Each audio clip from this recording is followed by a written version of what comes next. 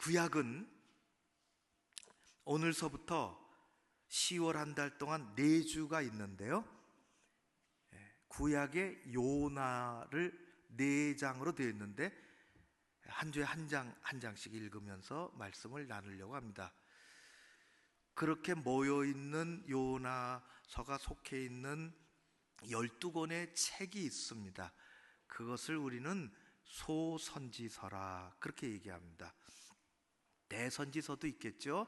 그 앞에 이사야에서부터 5권의 다니엘까지 5권의 책을 대선지서라, 그래서 17권을 선지서라 그렇게 얘기합니다. 그 앞에 있는 것은 시가서 5권으로 되어 있죠. 그 앞에 있는 것은 역사서, 이스라엘의 역사를, 하나님의 역사죠, 역사를 기록한 책 12권으로 되어 있고, 그 앞에 있는 것은 다시 말하면 구약의 맨 앞에서부터 5권은 모세 오경 혹은 율법서, 그렇게 얘기하는 5권 합해서 39권이 되어 있습니다. 특별히 소선지서는 책이 작습니다. 그래서 찾기도 힘들고 잘 다루지 않고 보지 않게 됩니다. 선지서 17개 책은 다 선지자의 이름을 딴 책입니다. 이사야서는 하나님이 이사야에게 주신 말씀, 오늘 요나서는 하나님이 요나에게 주신 말씀, 그 시대 그 사람을 통해서 하나님의 계획과 뜻을 전하시고, 그것은 오늘도 우리 가운데 유효하며, 말씀하시는 하나님은 오늘도 성경을 펼쳐놓고 듣고자 하는 주의 백성들에게 말씀하실 줄로 믿습니다. 한 달 동안 할 터인데요, 요나의 이름의 뜻은 비둘기입니다. 비둘기는 낯설지 않은 새이죠. 얼마든지 볼 수가 있습니다. 성경에도 자주 등장하는 아주 친근한 새입니다. 창세기서부터 비둘기가 나오죠. 비둘기는 온유하고 온순하고 주인에게 길이 잘 들어 주인의 심부름도 하는 그런 새입니다. 때로는 하나님 앞에 구약의 제사 지낼 때에도 비둘기를 드리기도 했습니다. 요나의 이름의 뜻이 비둘기인데 요나는 비둘기같이 살지 못했습니다. 요나는 불순종의 사람으로 살았습니다. 불순종의 대명사죠. 아미떼의 아들 요나에게 하나님이 생각하시고 계획하시고 하고자 하는 것을 불러서 말씀하셨습니다. 그의 요나서의 앞부분에 기록이 되어 있죠. 요나서 1장 2절 하나님의 말씀, 3절 요나의 행동, 2절 3절 같이 읽겠습니다. 시작. 너는 일어나 저 큰 성읍 니느웨로 가서 그것을 향하여 외치라. 그 악독이 내 앞에 상달되었음이니라 하시니라. 그러나 요나가 하나님의 얼굴을 피하려고 일어나 다시스로 도망하려 하여 욥바로 내려갔더니 마침 다시스로 가는 배를 만난지라. 여호와의 얼굴을 피하여 그들과 함께 다시스로 가려고 배삭을 주고 배에 올랐더라. 아멘. 한 달 동안의 주제는 우여곡절 요나입니다. 오늘의 말씀의 제목은 그러나 요나는입니다. 하나님은 알아듣게 말씀을 하셨으나 그러나 요나는 그렇게 따르지 않았습니다. 니느웨로 가라. 일어나서 니느웨로 가라. 그리고 외쳐라. 회개하고 돌아오라고. 하나님의 말씀은 요나에게 아주 직설적이었습니다. 지금 일어나라 말씀하셨어요. 한 번도 가본 곳이 아니지만은 그곳에 가라 말씀하셨어요. 성경에는 하나님의 뜻을 누구에게 정말 중요하게 전할 때에는 직설적으로 하십니다. 하나님은 에둘러서 말씀하시지 않습니다. 정말 그것이 중요하고 정말 그것이 필요하다면 하나님은 누구를 불러서 직설적으로 말씀하십니다. 예수님도 이 땅에 오셔서 필요한 사람 택하시고 그에게 무엇을 필요한 일을 말씀하실 때는 도로도로 설명하시고 눈치 보시고 그렇게 하지 않으셨습니다. 나를 따르라, 나 두고 따라와라. 예수님은 그렇게 하셨습니다.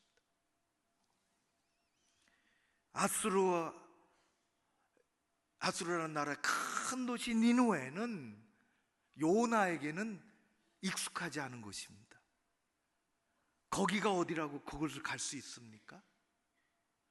그러나 자비와 긍휼이 한량없으신 하나님은 그 사람들에게도 회개하고 돌아올 기회를 주고 싶으셨습니다. 그러나 요나는 하나님의 말씀에 귀를 기울이지 않았습니다. 하나님의 얼굴을 피하고 말았습니다. 여러분, 우리가 하나님의 뜻을 따라 산다고 하는 것은, 하나님의 말씀에 순종한다는 것은 모두가 다 내게 편하고 내가 하고 싶고 그런 것이 아닐 수 있습니다.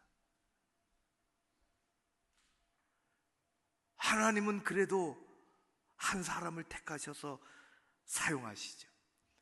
그러나 요나는 하나님의 말씀을 저버렸습니다. 얼굴을 피했다, 그렇게 되어 있습니다. 얼굴을 피한 것은 마음이 떠나고 귀를 막는 것입니다. 우리는 싫으면, 마음에 맞지 않으면 살다가 사람의 관계에 있어서 일시적으로 얼굴을 피하기도 합니다. 남편 다 좋은 건 아니잖아요. 꼴 보기 싫어, 얼굴 피하는 거예요. 아이도 엄마가 너무 잔소리하는 게 싫습니다. 얼굴 보고 싶지 않습니다.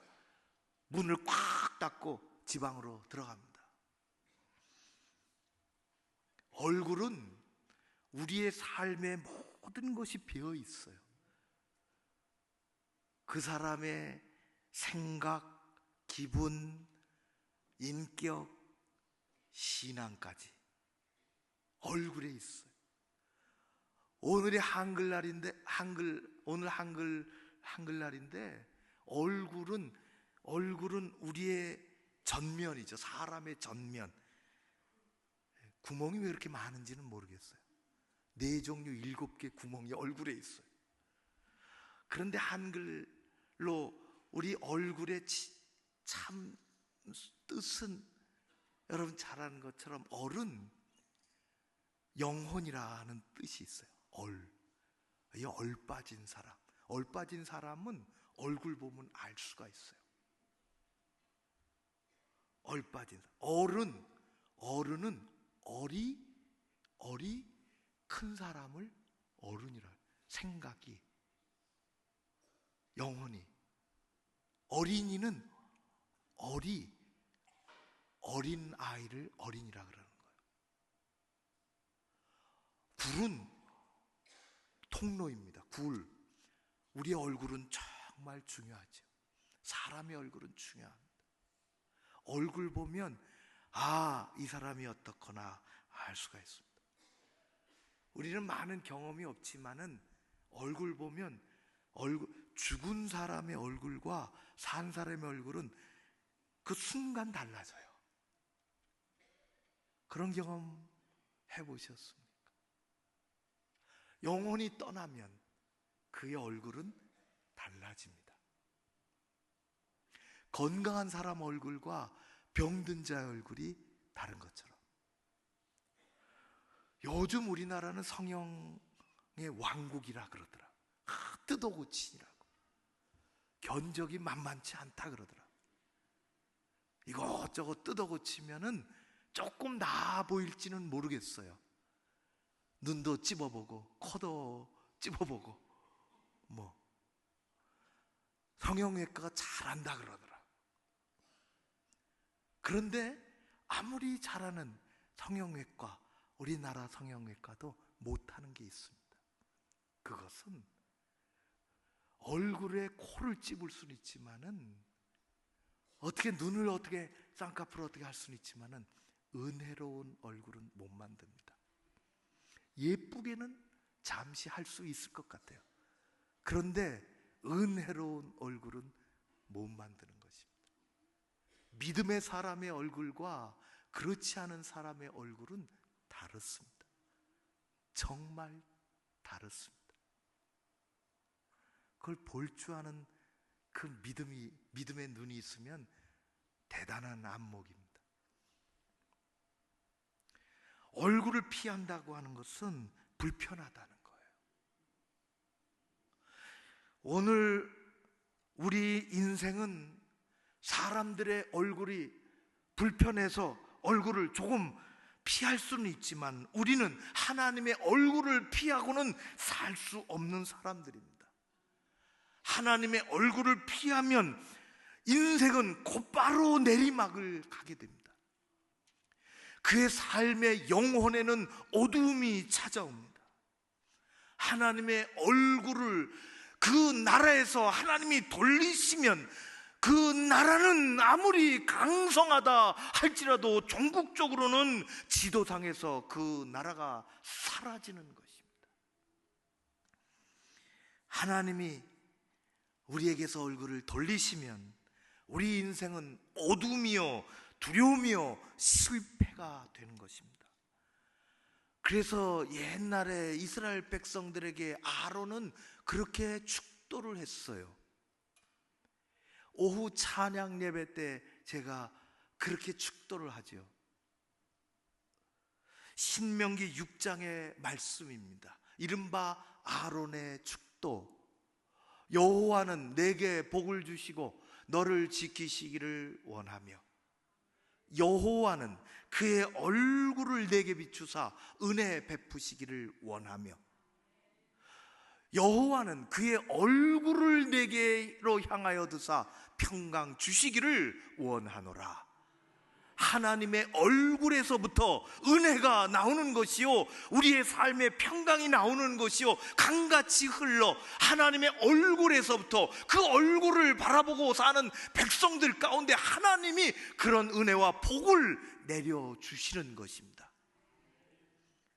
얼굴을 피해서 살면 어리석은 사람입니다. 얼굴을 구하며 사는 믿음의 사람들 되시기를 주의 이름으로 축원합니다.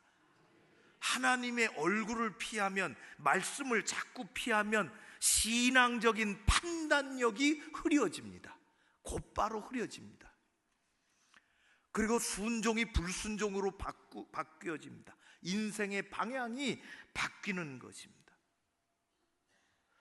하나님의 얼굴을 피하면 그의 삶의 많은 것들이 신앙적인 판단력으로부터 그의 행동이 잘못되고 인생의 방향이 바뀌어지는 것입니다. 하나님은 요나에게 저 북쪽으로 가라고 말씀하셨어요. 니느웨로 가라. 북쪽으로 니느웨로 대륙으로 가야 하는데 요나는 정반대로 바다로 도망치기 위해서 욥바라 항구로 내려갔습니다. 1장 우리가 오늘 3절 말씀 읽은 데 보면은 요나가 하나님의 얼굴을 피하여 욥바로 내려갔다 그렇게 되어 있어요. 3절 그 뒤로 보면은 배 삭슬 주고, 우리 표현으로는 배를 타는 거죠. 성경에는 배를 탄다고 돼 있어요. 우리의 관용어죠. 배는 탄다. 그런데 제가 요나서 1장 3절을 원어로 보니까 타는 게 아니라 내려가는 것입니다. 배로 내려가요. 그 뒤에 보면은 5절에 보면은 요나는 배를 타고 배 밑창으로 내려갑니다. 성경에 보면 구약이나 신약이나 할 것 없이 하나님의 백성들은 하나님을 경외하기 위해서 예루살렘 성전으로 올라갔습니다. 올라갔다고 합니다. 그것이 물론 지리적으로 보면은 조금 높은 언덕 위에 하나님의 성전이 있습니다. 그러지만은 올라간다고 하는 표현은 우리의 신앙이, 우리의 헌신이, 우리의 마음이 하나님께로 가까이 간다는 것입니다. 요나는 정반대 인생을 살고 있습니다. 하나님의 낯을 피하여 귀를 닫고 저 바다로, 욥바로 내려가고, 배로 내려가고, 배 밑창으로 내려가고, 바닷속으로 내려가고, 물고기 뱃속으로 내려가는 인생이 되었습니다. 하나님의 얼굴을 피하고 하나님의 말씀을 피하면 올라가는 인생이 아니라 내려가는 인생이 되는 것입니다. 여러분, 우리가 신앙생활을 얼마나 했든지 어디까지 와 있든지 우리의 신앙생활은 올라가는 신앙생활을 해야 하는 것입니다. 구약에 보면 이스라엘의 초대왕 사울, 그와 거의 동시대 한 세대 정도 다른 두 번째 왕 다윗의 두 사람의 삶은 너무나 대조적이었습니다. 사울은 괜찮은 가정의 사람이었어요. 키도 크고요, 외모도 출중했습니다. 괜찮은 사람이었어요. 그는 왕이 되었죠. 그는 많은 사람들의 관심 속에서 그렇게 높아졌습니다. 그러나 그는 교만하기 시작했어요. 하나님은 그를 피하셨습니다. 그때서부터 내리막길의 인생을 삽니다. 비참한 삶을 살게 됐죠. 하나님이 떠난 사울의 삶은 판단력을 잃어버리고, 뭐가 뭔지를 잃어버리고, 하나님을 어떻게 섬겨야 되는지를 알지 못하며 자기의 영예와 자기의 일을 도모하며 그의 결국은 개인과 가정이 다 비참해졌습니다. 내려가는 내리막 인생입니다. 그러나 다윗은 정반대의 삶을 살았던 사람입니다. 그의 가정은, 아버지의 집은 별로였습니다. 그는 형제들 서열 속에서 말째였습니다. 따돌림 받고 나서지 말라 그러고 사람들 앞에 잘 보여지지 않는 그런 자리에서 살았으나 그의 마음의 첫 번째 자리에는 늘 하나님이 계셨습니다. 하나님은 그를 부르셨지요. 그는 올라가는 삶을 삽니다. 인생의 여러 가지 어려움과 고난을 가지고 살았지만은 하나님은 그를 붙잡아 주시고 올라갈 수 있도록, 올라가도록 그의 영적인 상황이, 그의 헌신된 삶이 이 땅에서의 하나님 맡겨주신 사명을 감당할 수 있도록 올라가는 삶을 하나님은 만들어 주시는 것입니다. 여러분, 신앙생활의 내리막길을 걷지 마십시오. 곧 어두움이 찾아옵니다. 곧 실패를 맛봅니다. 주님과 함께 올라가는 오르막길을 걷는 여러분들 되시기를 주의 이름으로 축원합니다. 하나님은 요나에게 사명을 수행하기 위해서 요나의 마음에 드는 곳은 아니지만 니느웨로 가라고 말씀하셨습니다. 여러분, 우리가 교회를 하면서 다 내 마음에 드는 게 아니에요. 내 마음에 들어서 한다면 그것은 10분의 1도 살아갈 수가 없습니다. 그것은 어떻게 보면 헌신도 안 해요. 하나님은 때로는 내가 가기를 원치 않지만, 내 마음에 내키지 않지만 그것이 하나님의 말씀이니 내게 순종의 영이 있고 하나님을 따르는 것입니다. 그럴 때 하나님은 길을 열어주실 줄로 믿습니다. 다 이해가 돼서 따라가는 것이 세상에 그리 많을까요? 하나님은 그렇게 하지 않으십니다. 그러나 요나는 하나님의 얼굴을 피했습니다. 욥바로 내려갔지요. 배로 내려갔습니다. 배 밑바닥까지 내려갔습니다. 영적인 잠을 잡니다. 그렇게 하면, 사람들 모르게 도망치면 하나님도 모르실 줄 알았습니다. 그렇게 되면 이 녀석 도대체 어디 간 거야? 하나님께서 깨끗하게 포기하시고 다른 사람을 찾으실 줄 알았습니다. 그러나 하나님은 그렇게 하지 않으십니다. 하나님의 생각은 요나의 생각보다 크십니다. 하나님의 생각은 우리의 생각보다 크십니다. 하나님의 길은 요나의 길과 높고 다른 것입니다. 하나님의 길은 우리가 원하는 길과는 다릅니다. 하나님의 고집은 요나의 고집보다 세십니다. 하나님의 고집은 우리의 고집보다 세십니다. 하나님을 이길 권력이 이 세상에 없습니다. 하나님 앞에서 고집을 피울 자가 이 세상에서 없습니다. 하나님은 때로는 크신 사랑으로, 말로도 할 수 없는 크신 사랑으로 우리를 감싸주시지만, 때로는 엄한 질책으로 우리를 교훈하십니다. 내가 옳은 것 같지만 하나님이 언제나 옳으십니다. 내 인생 내가 잘하는 것 같지만 내 인생 나보다 하나님이 더 잘 아십니다. 말씀이 들려올 때 내 생각하고 다르면, 내 생각에 불편하면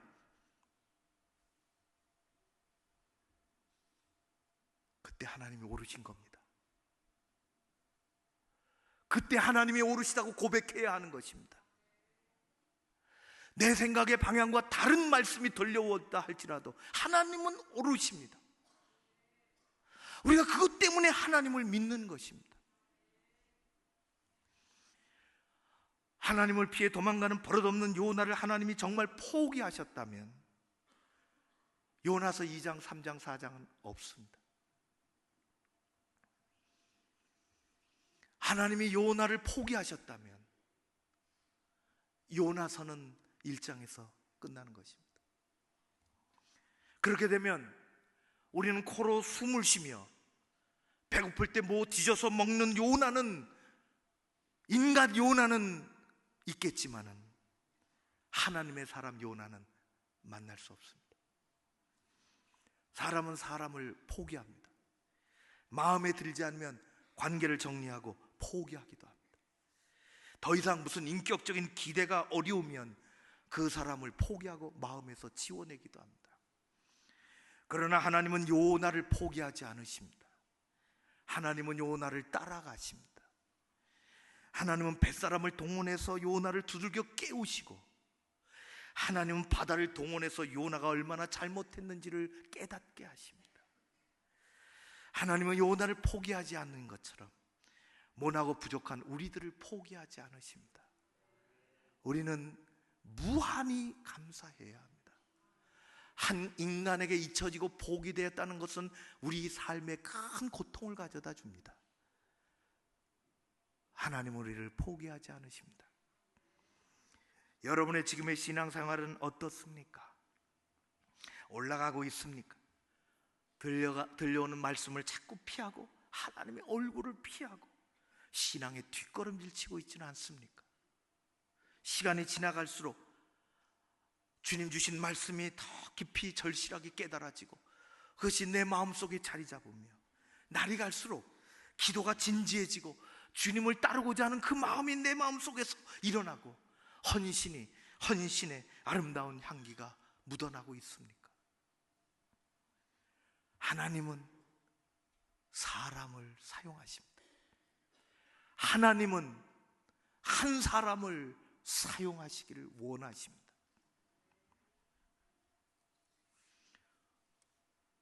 요즘에 문자와 카톡을 수도 없이 받지요. 어디서 날아오는지. 1년이 가도 손편지, 손으로 쓴 편지 받기는 어렵습니다.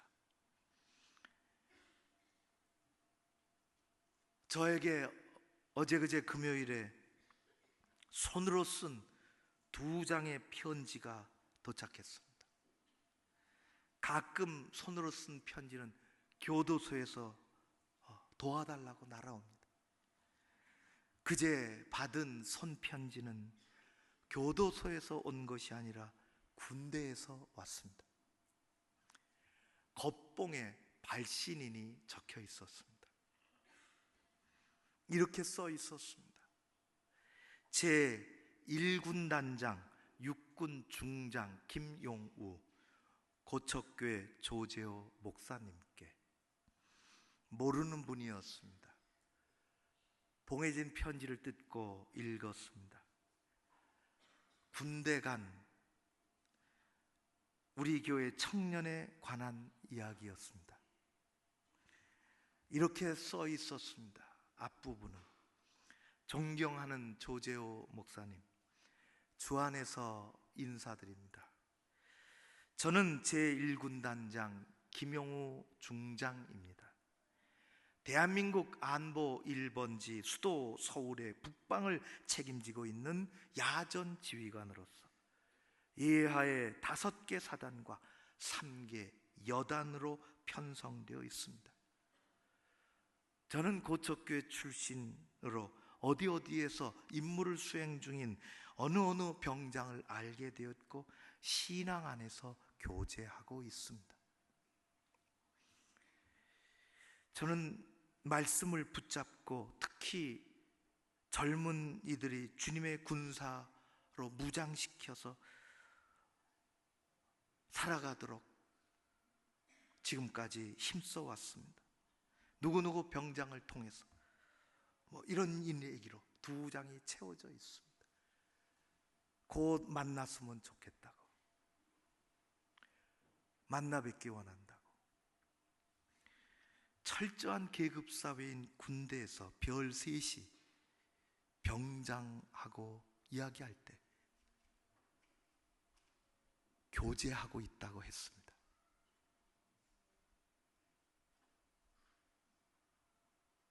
우리에게 혹시 벽이 있는 계급이 있지 않습니까? 별 셋이 병장을 대하면서 한 목사에게 따뜻한 편지를 보내주고 자기를 소개하고 병장하고 신앙 안에서 교제한다고 했습니다. 우리는 너무 무게 잡고 있는 거 아닐까요? 한 병사를 위해 장문의 손편지를 쓰고 나라를 지키며 젊은이들을 위해 기도하는 그는 우리가 주님 앞에 어떻게 헌신해야 하는가 하는 생각을 다시 하게 만들었습니다. 우여곡절 요나를 부끄럽게 만들었습니다. 하나님은 혼자 일하시지 않습니다. 하나님은 반드시 사람을 통해서 일하십니다. 사람을 사용하십니다. 요나를 사용하시고 싶으셨죠. 우여곡절 요나의 삶이 되어버리고 말았습니다. 오늘도 하나님은 사람을 찾으십니다. 구원의 통로를 삼으시고 예수 복음 전할 수 있도록 주님의 아름다운 도구가 되어 구원의 다리 역할이라도 좀 해보라고 사람을 찾으십니다. 하나님께서 그렇게 우리를 오늘도 부르시고 이끌어 주시고 사용하실 줄로 믿습니다.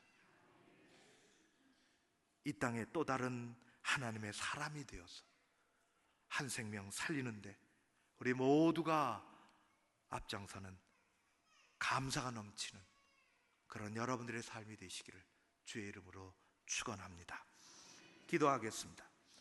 아버지 하나님,